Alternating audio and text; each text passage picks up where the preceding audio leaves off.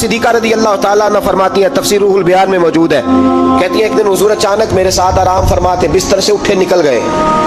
हमेशा नबी पाक अलैहिस्सलाम का तरीका मुबारक था, जब रात को तहज्जुद के लिए उठते तो कहते अबू बकर की बेटी हक तेरा है, बकत तेरा है, पर अगर तू इजाजत दे तो मैं अपने अल्लाह को राजी कर लूं। आज हुजूर ने पूछा ही नहीं, बिस्तर से उठे चले गए। कहते मैं उठी, मैंने दाएं बाएं देखा, महबूब नजर ना आए। हुजूर की तामत इस्तेमाल शुदा पड़ी थी, वो तामत मैंने उठा के ओढ़ ली और मैं निकल गई हुजूर को तलाश करने। कहती हैं जब मैं बाहर गई मस्जिद नबी शरीफ के साथ जन्नतुल बकी की जानिब, नबी पाक सजदे में थे। कहती है मैं गई, थोड़ी देर खड़ी हुई, हुजूर ने आहट सुनी तो पूछा तू कौन है? मैंने कहा मैं आयशा हूँ। तो महबूब ने फरमाया ये आयशा कौन है?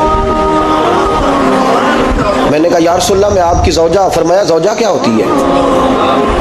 या रसूलल्लाह मैं अबू बकर की बेटी। तो नबी पाक ने फरमाया ये अबू बकर कौन है? हज़रत आयशा कहती है मेरा कलेजा फटने को आया, मैं वहां से परेशान हाल वापस आई। जब मैं गई थी तब भी हल्की हल्की बारिश थी, वापस लौटी तो फिर भी हल्के हल्के कतरे बारिश के गिर रहे थे। मैं आके हामती कामती बैठ गई, थोड़ी देर गुजरी तो नबी पाक तशरीफ ले आए। तो हुजूर सल्लल्लाहु ताला अलैहि वसल्लम ने मुझे परेशान देखा तो आयशा क्या हुआ? कहा हुजूर आज वो हुआ है जो कभी नहीं हुआ। या रसूलल्लाह मैं परेशान हो गई। हुजूर अजीब बात है, मैं गई हूँ, आपने पूछा कौन है तो मैंने कहा मैं आयशा का। आयशा कौन? आपकी ज़ौजा। फरमाया ज़ौजा कौन? अबू बकर की बेटी का। अबू बकर कौन? और फिर हुजूर मैं गई हूं तो मेरे कपड़े भीग गए, आप आए तो कपड़े खुश्क हैं, समझ नहीं आई। तो लफ्ज सुनो हदीस के, नबी पाक ने फरमाया आयशा ली माल्लाह वक्तुन, मेरा अपने अल्लाह के साथ एक वक्त होता है। किसके साथ? आज मेरा दोस्तों के साथ वक्त है, आज मेरा घूमने का वक्त है, आज मेरा खुशकपियों का वक्त है, आज मेरा सियाहत का वक्त है, आज मेरा पिकनिक का वक्त है। मेरे नबी पाक ने फरमाया ली माल्लाह वक्तुन, आयशा मेरा अपने अल्लाह के साथ, मेरा अपने अल्लाह के साथ एक वक्त होता है। उस वक्त ना वहां कोई फरिश्ता आ सकता है, ना कोई नबी और मुरसल आ सकता है।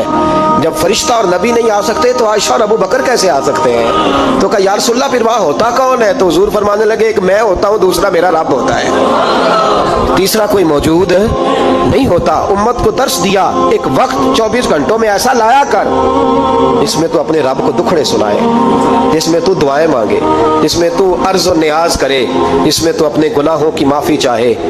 आला हजरत के वालिद गिरामी से किसी ने पूछा मौलाना नकी अली खान साहब से कि हजरत जी फिरौन 500 साल ही हुकूमत कर गया, 500 साल ही हुकूमत कर गया, अल्लाह का मुकाबला करने वाला पक्का काफिर बेईमान। तो आप फरमाने लगे मुल्ला रूमी की वो किताब पढ़ो मसनवी, जिसमें उन्होंने लिखा है कि जब सारी दुनिया सो जाती थी तो फिरौन उठ के मुसल्ले पे बैठता था, कहता था या अल्लाह माफ कर दे, रब तो तू ही है, गुनहगार बड़ा हूं पर मेहरबानी कर। रोज माफिया मांगता था तो रब करीम की कुदरत ने मोहलत दी कि रोज तौबा करता है, चलो एक दिन सच्ची भी कारी जाए तो अच्छा है। अल्लाह ने मोहलत दी। और मेरे भाई अगर तू रोज रात मुसल्ले पे बैठे तो तुझे मोहलत मिले, अजाब ना आए। अगर तू अपने रब के साथ तन्हाई करे तो अल्लाह तुझे मोहलत दे, सजा ना दे।